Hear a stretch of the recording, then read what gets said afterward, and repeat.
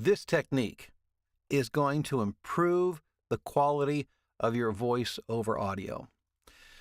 One of the big mistakes that I see people make when it comes to their voiceover audio is they work the equation backwards.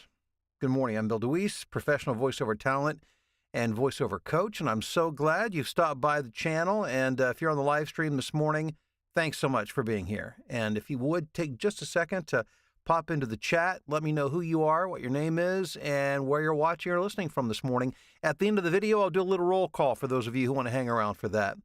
But audio quality, it's a huge thing in voiceover because it's the first building block of a voiceover career. Because if your audio doesn't sound great, and yeah, I'm talking about your home audio, then you can't get much further. Can't get much further than that.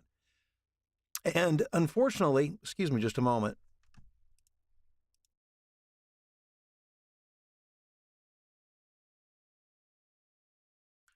I should have just run down to Walgreens to get my Zyrtec when I ran out, but I didn't. I ordered it on Amazon. Now I'm waiting for it. And so I continue to deal with these allergy issues because I'm too lazy to drive a mile down the street. But that's a discussion for another day. So people tend to work the equation backwards. In other words, they start with really the last thing they should do. And what's that? Software. Because oftentimes, it's easy to think that software is going to solve the problem. Software is not the answer to every problem that you have in voiceover when it pertains to your audio. It's software, plugins, are your last line of defense. I don't care if it's for de-breathing or de-essing or de-crackling or de-clicking or whatever you're trying to take out of your audio that doesn't sound so great or add in that doesn't sound so great. It is your last line of defense. Well, what is your first line of defense? Let's start with that. It's your microphone technique.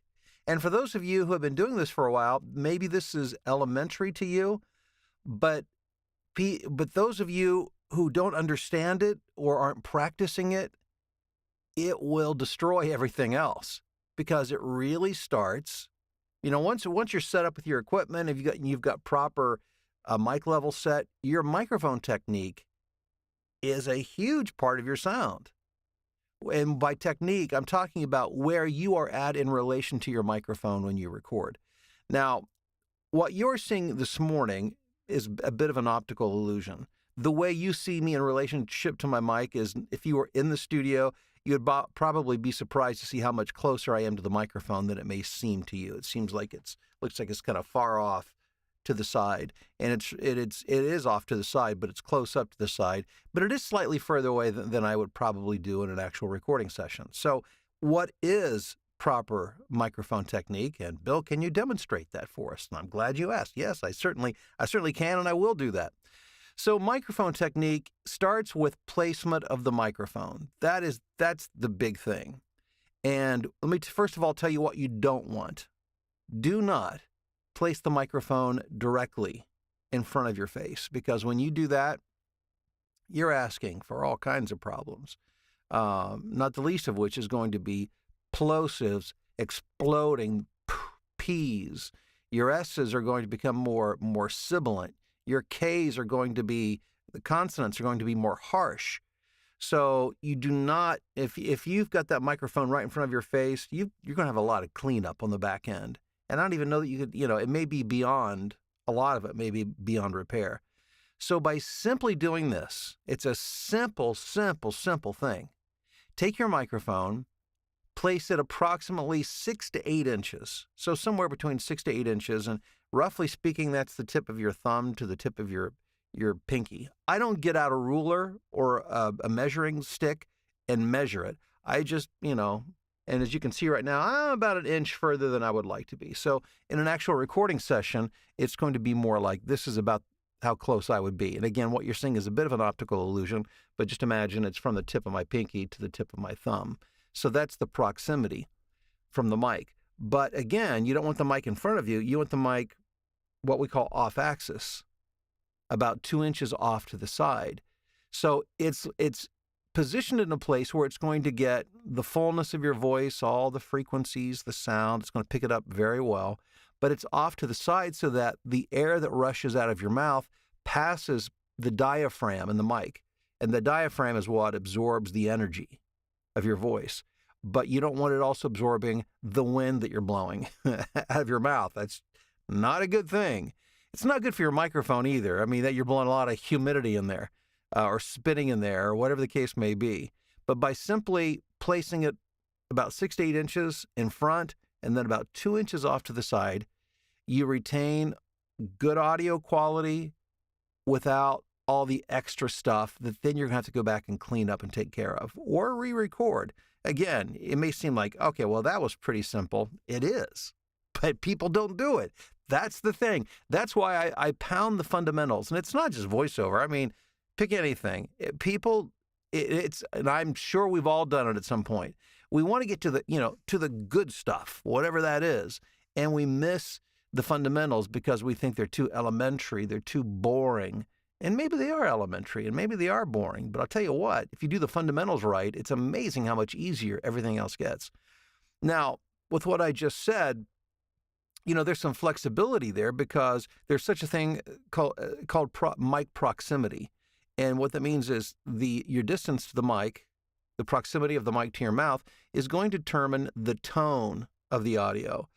So, for instance, if you want to have a more intimate read, and by intimate, I don't mean adult material necessarily. What I'm talking about is how close it sounds that you are to the person. How do you want it to feel? Do you want it to feel to the person like you're having an up-close conversation? And so if I was doing that, I would probably throw my voice a little more into my throat, not so much in my diaphragm, and I would speak softer, and I would lean into the microphone because it's going to sound to you more like it would sound if I was like right up to your ear. And it retains a lot of the lower frequencies. Just like in real life, if somebody was talking right in your ear, you're going to hear that rich bottom end, not just the thin high end, the higher frequencies, treble. You're going to hear a lot more bass, so it feels closer. Now, the opposite of that is if I want to create an effect where it sounds like I'm further away, well, obviously I'm going to back off a little bit. When might this be appropriate? Well, if you're doing like something at super high energy, like for instance, retail, furniture sales, car sales, sales of any sort where you're getting a little more excited, a little louder naturally, you don't want to be doing that. If in real life, you wouldn't do that right up in somebody's ear. That would be extremely abrasive and uncomfortable, and it would feel awkward. So you would back off a few inches. So if I'm going to get a little louder, because the script calls for me being a little more excited and a little louder, and that's appropriate, I'm going to back off another inch or two. Now it's going to sound a little thinner. You're not going to get as much of the bottom end because the lower frequencies don't travel as far.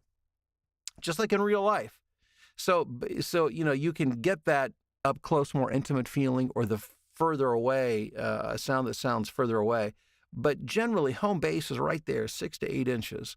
And again, if you do that, it's going to clear up a lot of your sibilants and plosives, and it might add more years of life to your microphone as well. Again, simple, elementary, I know. But if you're not doing those things, then the other things tend not to work out so well.